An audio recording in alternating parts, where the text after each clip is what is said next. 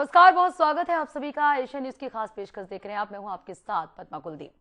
पाकिस्तान की तमाम अफवाह और भारतीय इंजीनियरों की जांच से तेजस लड़ाकू विमान और निखर कर सामने आया है। लगातार चली सघन जांच में तेजस में कोई खामी नहीं मिली, लिहाजा इसे एक बार फिर आसमान नापने का काम सौंप दिया गया है। खबर तो ये भी है कि इसकी तैनाती गुजरात के नालिया एयरबेस पर होगी, जहां से ये पाकिस्तान की एक गतिविधि का सटीक जवाब देगा। क्या थी पाकिस्तानी अफवाहें, कैसे हल की गई इसकी जेट इंजन आपूर्ति की समस्या, कैसा रहेगा इंडियन एयरफोर्स का फ्यूचर, देखिए एक रिपोर्ट।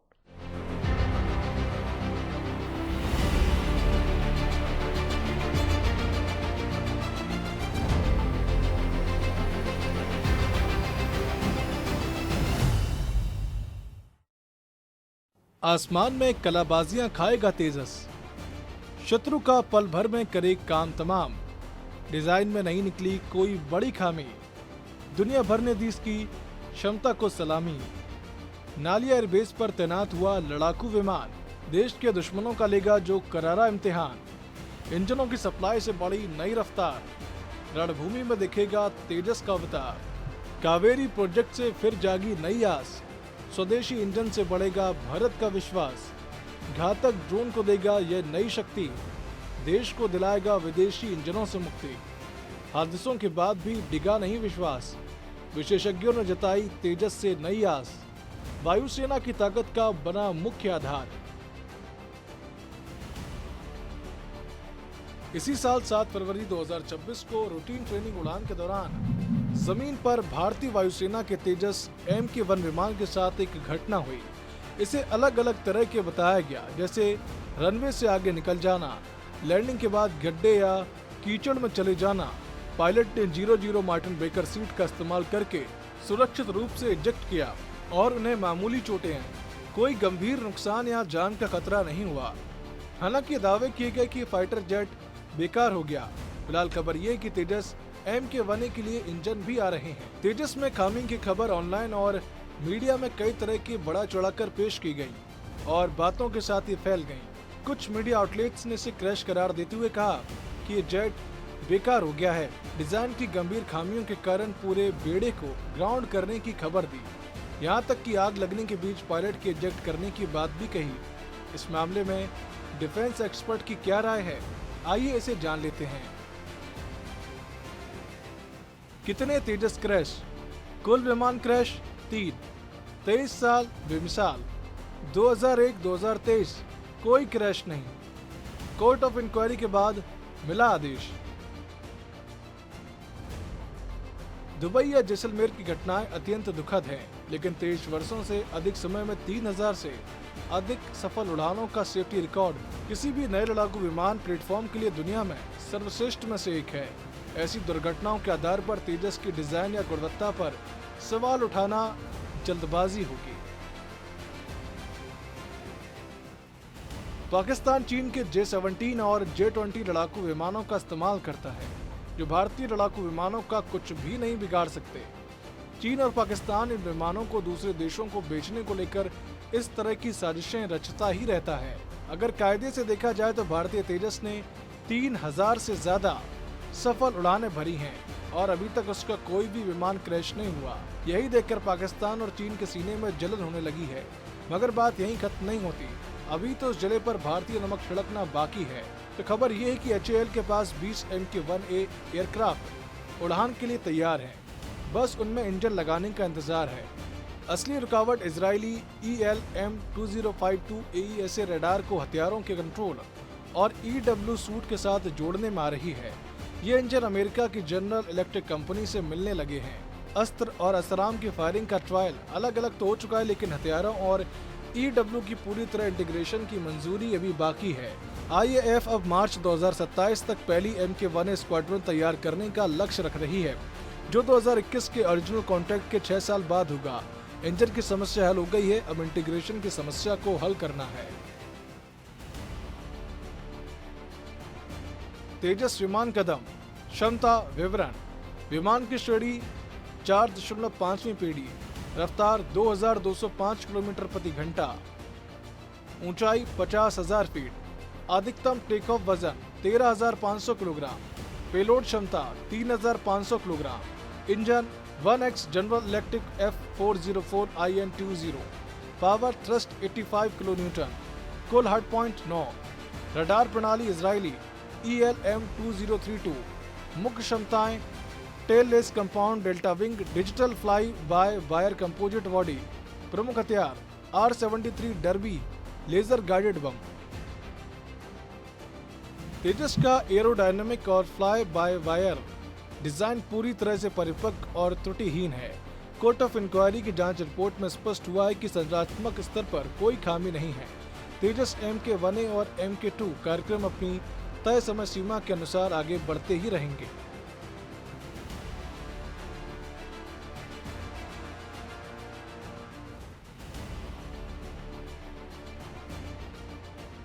असल में पाकिस्तानी सोशल मीडिया पर तेजस को लेकर जो अफवाहें फैला रहे थे, उसी नाली एयरबेस पर तेजस की घटना को लेकर काफी बाद में अलग अलग रिपोर्टों की जांच एक तस्वीर भी सामने आई है। रनवे से बाहर निकलने के बाद तेजस एयरक्राफ्ट के एयरफ्रेम को नुकसान पहुंचा। ऐसा शायद लैंडिंग के समय ब्रेक में किसी खराबी या कंट्रोल खोने की वजह से हुआ। ये नरम जमीन पर फिसल गया, जिससे कि इसे भारी नुकसान पहुंचा। शायद इसे राइट ऑफ यानी मरम्मत के लायक न होना घोषित करना पड़े, क्योंकि मरम्मत की लागत और उसकी संभावना का अंतिम आकलन अभी बाकी है। वैसे तो जेट में आग नहीं लगी, यही वजह थी कि इंजेक्शन की जरूरत नहीं पड़ी और पायलट बिना किसी गंभीर चोट के सुरक्षित बाहर निकल आया। एहतियात के तौर पर स्टैंडर्ड ऑपरेटिंग प्रोसीजर के तहत IAF ने अपने लगभग 30 ऑपरेशनल सिंगल सीट तेजस MK-1 बेड़े की तकनीकी जांच शुरू की है। ये नालिया और सुलूर स्क्वाड्रन में बटे हैं।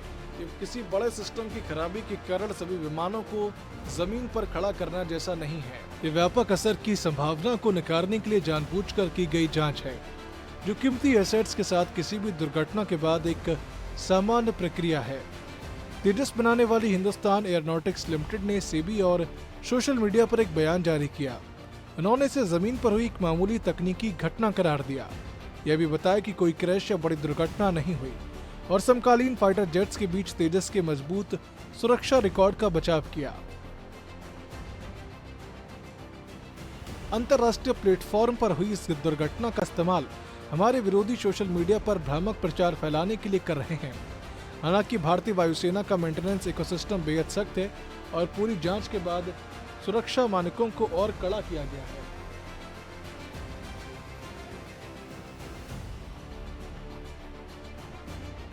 स्वदेशी तेजस MK-1A फाइटर जेट की तैनाती को लेकर भारतीय वायुसेना ने एक अहम योजना बनाई है। इन विमानों को पाकिस्तान सीमा के पास 2 बेहद अहम फॉरवर्ड बेस पर तैनात किया जाएगा। भारतीय वायुसेना ने स्वदेशी तेजस MK-1A लड़ाकू विमानों के शुरुआती स्क्वाड्रन को लेकर योजना तैयार कर ली है। तेजस MK-1A के पहले 4 स्क्वाड्रन पाकिस्तान सीमा के पास तैनात किए जाएंगे। इससे पश्चिमी मोर्चे को काफी मजबूती मिलेगी। आइए जानते हैं कि इस बारे में क्या डिटेल सामने आई है। रक्षा मामलों की वेबसाइट defense.in की एक खबर के अनुसार भारतीय वायुसेना तेजस MK-1A के पहले 4 स्क्वाड्रन को राजस्थान में फॉरवर्ड बेस पर तैनात करेगी। यह एक रणनीतिक कदम है। इसका उद्देश्य किसी भी परिस्थिति में तुरंत प्रतिक्रिया देना है। वायुसेना तेजस MK-1A को राजस्थान में 2 अग्रिम वायुसेना अड्डों पर तैनात करेगी। बीकानेर में नाल एयरफोर्स स्टेशन पर तेजस MK-1A के पहले और तीसरे स्क्वाड्रन को तैनात किया जाएगा। तो वहीं राजस्थान में ही फलौदी एयरफोर्स स्टेशन पर दूसरे और चौथे तेजस MK-1A स्क्वाड्रन की तैनाती होगी। तेजस MK-1A पुराने MiG-21 बाइसन यूनिट्स की जगह लेंगे। नाल और फलौदी मिलकर पश्चिमी क्षेत्र में भारत के लाइट कॉम्बैट एयरक्राफ्ट ऑपरेशंस का मुख्य केंद्र बनेंगे। वायुसेना के अधिकारी इस समय दोनों बेस के बुनियादी ढांचे का विस्तार कर रहे हैं। आने वाले सालों में स्वदेशी लड़ाकू विमानों की बढ़ती संख्या को सहारा देने के लिए इन्हें हर सुविधा से लैस किया जा रहा है। तेजस MK-1A को जानबूझकर अंतर्राष्ट्रीय सीमा के इतने करीब तैनात किया जा रहा है, इससे किसी भी तरह के खतरों का जवाब मिनटों में दिया जा सकेगा। नाल और फलौदी में तैनात तेजस बेड़ा वायुसेना की क्विक रिएक्शन टीम का काम करेंगे। तेजस MK-1A लड़ाकू विमान AESA रडार से लैस हैं, जो कि बेहतर लक्ष्य पहचान और ट्रैकिंग की सुविधा देता है। इसमें दुश्मन के रडार और मिसाइलों से बेहतर सुरक्षा के लिए इलेक्ट्रॉनिक वारफेयर सूट भी है। ये अस्त्र जैसे स्वदेशी VBR मिसाइलों से लैस है। तेजस को हवा में ही रिफ्यूल भी किया जा सकता है। नाल और फलौदी एयरबेस पर इन विमानों के बेड़े को भारी हमलों से बचाने के लिए मजबूत विमान शेल्टर का निर्माण किया जा रहा है और आधुनिक रखरखाव हैंगर भी बनाया जा रहा है। भारतीय वायुसेना को आने वाले समय में कुल 180 तेजस जेट मिलने वाले हैं। ये हल्के लड़ाकू विमान हवाई सुरक्षा की पहली पंक्ति होंगे। अग्रिम बेस पर इन विमानों को तैनात करके भारतीय वायुसेना सुनिश्चित कर रही है कि भारत की सबसे संवेदनशील सीमा देश में ही बने हथियारों और तकनीक से सुरक्षित रहे। इंडियन एयरफोर्स लंबे समय से तेजस विमानों की डिलीवरी का इंतजार कर रही है। इस महीने वायुसेना और हिंदुस्तान एयरोनॉटिक्स लिमिटेड के बीच एक अहम बैठक भी होने वाली है। HAL के अनुसार 5 पूरी तरह से तैयार है, लगभग 20 विमानों का फ्रेम तैयार है। हिंदुस्तान एयरोनॉटिक्स लिमिटेड को GE से इंजनों का इंतजार है, जिसके बाद तेजस की डिलीवरी धड़ाधड़ शुरू हो जाएगी। भारतीय वायुसेना के इतिहास में स्वदेशी हल्के लड़ाकू विमान तेजस की यात्रा महज एक लड़ाकू जेट के विकास की कहानी नहीं है, बल्कि स्वतंत्र भारत के एयरोस्पेस इंजीनियरिंग, रणनीतिक स्वायत्ता, नौकरशाही की जटिलताओं और वैश्विक आपूर्ति श्रृंखला की निर्भरता का एक गहन विश्लेषणात्मक दस्तावेज है। 1980 के दशक के उत्तरार्ध में जब भारत ने अपने पुराने पड़ रहे सोवियत मूल के MiG-21 लड़ाकू विमानों के बेड़े को बदलने के लिए एक स्वदेशी हल्के लड़ाकू विमान यानी कि लाइट कॉम्बैट एयरक्राफ्ट कार्यक्रम की नींव रखी थी, तब रक्षा अनुसंधान एवं विकास संगठन और वैमानिकी विकास एजेंसी का मुख्य उद्देश्य भारत को लड़ाकू विमान निर्माण के क्षेत्र में आत्मनिर्भर बनाना था। उस दौर में भारत के पास आधुनिक एयरोस्पेस तकनीक, उच्च तापमान धातुकर्म, फ्लाई बाय वायर उड़ान नियंत्रण प्रणाली और उन्नत एवियोनिक्स का कोई ठोस आधार मौजूद नहीं था। इसके बावजूद भारत ने दुनिया के सबसे जटिल रक्षा अभियानों में से एक में हाथ डाला और 4 दशकों के लंबे उतार चढ़ाव, अंतहीन डिलेस, तकनीकी असफलताओं और रणनीतिक पुनर्मूल्यांकन के बाद तेजस को एक वास्तविक युद्धक विमान के रूप में आकाश में उतारा। हालांकि जब हम आज के संदर्भ में तेजस कार्यक्रम का निष्पक्ष और कड़ा विश्लेषण करते हैं तो एक विरोधाभास उभरकर सामने आता है। एक तरफ जहां तेजस का एयरफ्रेम डिजाइन, इसकी वायु गतिकीय क्षमता, इसका डेल्टा विंग कॉन्फ़िगरेशन और इसका fly by wire system Bharat की तकनीकी परिपक्वता को साबित करता है, वहीं दूसरी तरफ इसके सबसे महत्वपूर्ण घटक यानी इसके जेट इंजन के लिए अमेरिका पर पूर्ण निर्भरता और इजरायली रडार व मिसाइल प्रणालियों का एकीकरण यह दर्शाता है कि भारत की आत्मनिर्भरता अभी भी विदेशी मोर्चों पर अटकी हुई है। हाल ही में भारतीय वायुसेना के गुजरात स्थित नाली एयरबेस में समीप तेजस विमान से जुड़ी घटना के बाद 6 महीने से अधिक का समय बीत जाने के बावजूद जब पाकिस्तान और उसके रक्षा विशेषज्ञ इस विमान के मूल डिजाइन में कोई भी संरचनात्मक या तकनीकी खामी साबित करने में नाकाम रहे, तो इससे तेजस के एयरफ्रेम और सुरक्षा मानकों की मजबूती पर वैश्विक मोहर तो जरूर लग गई। लेकिन सफलता तेजस कार्यक्रम की वास्तविक परिचालन संबंधी समस्याओं को छिपा नहीं सकती। भारतीय वायुसेना इस समय अपनी स्वीकृत 42 लड़ाकू स्क्वाड्रन की क्षमता के मुकाबले घटकर महज 29 से 30 स्क्वाड्रन पर आ चुकी है और इस विशाल परिचालन अंतर को भरने का पूरा दारोमदार तेजस MK-1A और तेजस MK-2 पर टिका हुआ है।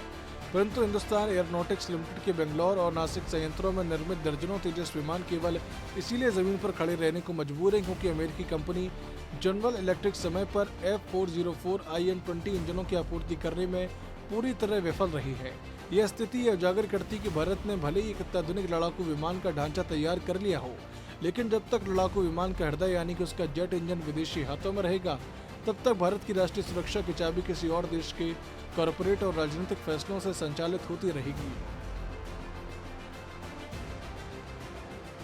तेजस की इस लंबी और चुनौतीपूर्ण यात्रा के मूल में यदि झांककर देखा जाए तो 1980 के दशक में शुरू हुए इस प्रोजेक्ट का प्राथमिक उद्देश्य भारत को एक ऐसा लाइट कॉम्बैट एयरक्राफ्ट देना था जो कि अत्यधिक फुर्तीला हो, जिसका रडार क्रॉस सेक्शन छोटा और जो आधुनिक बियॉन्ड विजुअल रेंज यानी कि दृश्य सीमा से परे हवा से हवा में मार करने वाली मिसाइलों को दागने में सक्षम हो। एयरोनॉटिकल डेवलपमेंट एजेंसी ने तेजस के लिए जो tailless compound delta wing design चुना वह वायु गतिकीय दृष्टिकोण से एक उत्कृष्ट फैसला था, जिसने विमान को असाधारण पैंतरेबाजी और उच्च आक्रमण कोण पर भी नियंत्रण बनाए रखने की क्षमता दी। विमान के ढांचे में 45% से अधिक कार्बन फाइबर कंपोजिट सामग्री का उपयोग किया गया, जिसने न केवल विमान का वजन बेहद कम रखा बल्कि इसकी संरचनात्मक मजबूती को भी कई गुना बढ़ा दिया।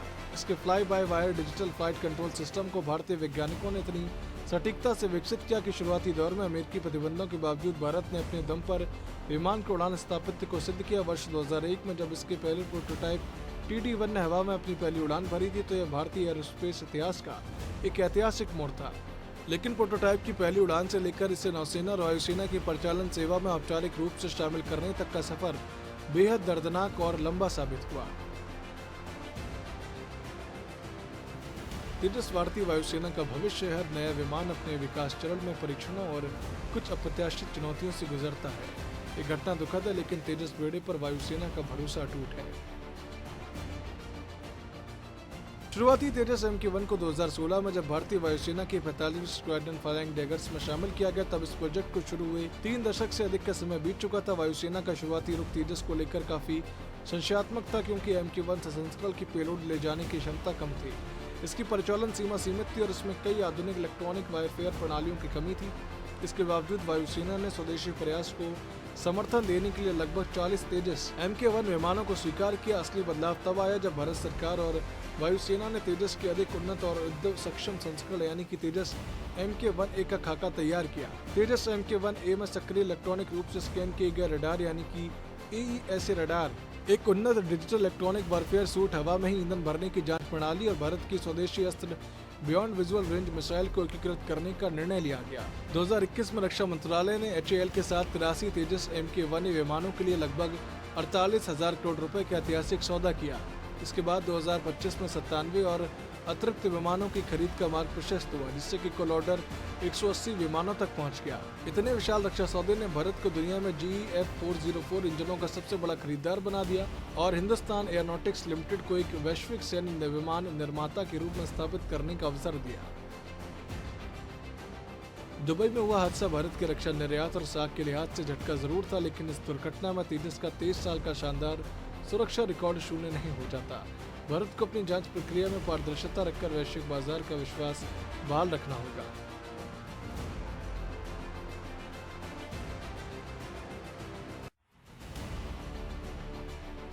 यहीं पर भारत की नई ट्रैक 2 इंजन रणनीति और कावेरी 2.0 का विचार सामने आता है। कावेरी इंजन को तेजस से हटाए जाने के बाद भी भारत के वैज्ञानिकों ने इस पर काम पूरी तरह बंद नहीं किया था।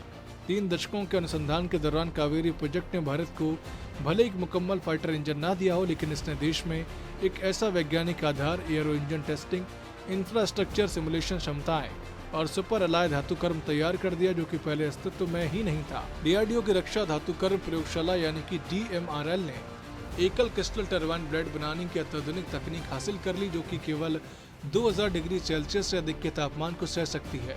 इसके साथ ही कावेरी के बिना आफ्टर बर्नर वाले ड्राई संस्करण यानी कि कावेरी डेरिवेटिव इंजन को सफलतापूर्वक विकसित किया गया। ये ड्राई कावेरी इंजन 49 से 51 किलो न्यूटन का थ्रस्ट पैदा करता है और इसने रूस में हाई एल्टीट्यूड दबाव परीक्षणों का सफलतापूर्वक पार कर लिया है। भारत सरकार ने इस ड्राई कावेरी इंजन को भारत के अत्यंत गुप्त stealth unmanned combat aerial vehicle यानी कि घातक UCAV में इस्तेमाल करने का फैसला किया है। इसके साथ ही DRDO की GTRE इकाई ने कावेरी इंजन के मूल कोर को फिर से डिजाइन करते हुए ब्रह्मोस एरोस्पेस के सहयोग से एक नया और उन्नत आफ्टर बर्नर सिस्टम तैयार किया है। हाल ही में बेंगलुरु में रक्षा मंत्री की मौजूदगी में किए गए कावेरी 2.0 के फुल आफ्टर बर्नर परीक्षणों में इस इंजन ने 81 से 83 किलो न्यूटन का थ्रस्ट सफलतापूर्वक उत्पन्न किया। रक्षा मंत्रालय ने अब राष्ट्रीय एरो इंजन मिशन की घोषणा किया, जिसका लक्ष्य अगले 5 से 7 वर्षों में कावेरी 2.0 को पूरी तरह से प्रमाणित करना और इसे फ्लाइंग टेस्ट बेड पर लाकर भारत के भविष्य के लड़ाकू विमानों व ड्रोन के लिए तैयार करना है। तेजस MK-1A का निर्माण और एकीकरण बिल्कुल सही दिशा में है। इन चटपट घटनाओं से सीख लेकर एवियोनिक्स और मेंटेनेंस प्रोटोकॉल को और मजबूत किया जा रहा है, जिससे कि भविष्य के तेजस MK-2 को अधिक सुरक्षित बनाया जा सके। यदि हम इन तमाम घटनाक्रमों, बहसों, रिपोर्टों का एक समग्र और निष्पक्ष मूल्यांकन करें तो तेजस और कावेरी की पूरी गाथा को केवल एक सफलता, केवल एक विफलता के रूप में देखना भारी भूल होगी। ये एक ऐसे देश की वास्तविक विकास यात्रा है जो कि शून्य से शुरुआत करके दुनिया के सबसे जटिल रक्षा औद्योगिक परिसर का निर्माण कर रहा है। आलोचकों का यह कहना पूरी तरह सही है कि 2026 में आकर भी भारत के 30 के करीब निर्मित तेजस विमान इंजनों के अभाव में जमीन पर खड़े रहे और भारत अपने लड़ाकू विमानों की डिलीवरी के लिए अमेरिकी कॉर्पोरेट प्राथमिकताओं पर निर्भर रहा। स्थिति भारत की सुरक्षा तैयारियों के लिए एक बड़ा चेतावनी संकेत है, विशेषकर तब जब भारत को चीन और पाकिस्तान के साथ एक साथ 2 मोर्चों पर युद्ध के खतरे का सामना करना पड़ रहा हो और वायुसेना के पास लड़ाकू स्क्वाड्रनों की भारी कमी हो। परंतु सिक्के का दूसरा पहलू यह है कि तेजस कार्यक्रम ने भारत को वह सब कुछ दिया है जो कि 4 दशक पहले भारत के पास नहीं था। तेजस के कारण आज भारत के पास हिंदुस्तान एयरोनॉटिक्स लिमिटेड की 3 अत्याधुनिक असेंबली लाइनें मौजूद हैं, जो कि सालाना 24 से अधिक लड़ाकू विमान बनाने की क्षमता रखती हैं। भारत के पास अपनी एयरोनॉटिकल डेवलपमेंट एजेंसी है, दर्जनों निजी आपूर्तिकर्ताओं को एक मजबूत पारिस्थितिकी तंत्र है और विमान की एयरफ्रेम में 80% तक स्वदेशी सामग्री का उपयोग करने की क्षमता है। भारत ने अपना स्वदेशी अस्त्र beyond visual range missile system, अपना उत्तम AESA रडार और अपना इलेक्ट्रॉनिक वॉरफेयर सूट सफलतापूर्वक विकसित कर लिया है। तेजस केवल एक लड़ाकू विमान नहीं था, तेजस वह कठिन और कठोर पाठशाला थी जिसमें कि भारतीय एरोस्पेस उद्योग ने पहली बार आधुनिक लड़ाकू विमान बनाना सीखा। कावेरी इंजन की शुरुआत विफलता ने भले ही भारत को 2 दशक पीछे धकेला हो, लेकिन उसी विफलता की राख से आज कावेरी 2.2 घातक ड्रोन का इंजन और फ्रांसीसी सहयोग से 120 किलो न्यूटन इंजन बनाने का आत्मविश्वास पैदा हुआ है। भारत को अपने मेक इन इंडिया और स्पेस स्वतंत्रता के विजन पर कायम रहना होगा। विदेशी प्रतिद्वंदी इस तरह के हादसों का फायदा उठाकर भारतीय तेजस को नीचा दिखाने की कोशिश करेंगे, लेकिन तथ्य यह है कि तेजस एक अत्यधिक उन्नत और युद्ध सक्षम प्लेटफॉर्म है। दुनिया का कोई भी देश जेट इंजन तकनीक में आत्मनिर्भर बने बिना सच्ची महाशक्ति नहीं बन सकता। अमेरिका के प्रैट एंड वाइटनी और जनरल इलेक्ट्रिक, ब्रिटेन के रोल्स रॉयस, फ्रांस के सैफरन और रूस के सैटर्न इंजनों ने अपनी अपनी वायुसेनाओं को जो अजेयता प्रदान की है, भारत को भी अपनी वायुसेना के लिए वही अजेयता हासिल करनी होगी। तेजस MK-1 का इंजनों के साथ पूर्ण एकीकरण तेजस MK-2 की आगामी पहली उड़ान, कावेरी 2.2 का ड्रोन में सफल अनुप्रयोग और AMCA के लिए फ्रांसीसी साझेदारी का साकार होना, ये वे 4 स्तंभ जो कि यह तय करेंगे कि 21वीं सदी के मध्य में भारत का आकाश स्वदेशी पंखों पर सुरक्षित रहेगा या फिर भारत को हर नए संकट में विदेशी इंजनों और विदेशी राजनीतिक शर्तों का मोहताज रहना पड़ेगा। Bureau report, Asian news. और इसी के साथ एशियन न्यूज की खास पेशकश में इतना ही। मुझे दीजिए इजाजत। नमस्कार।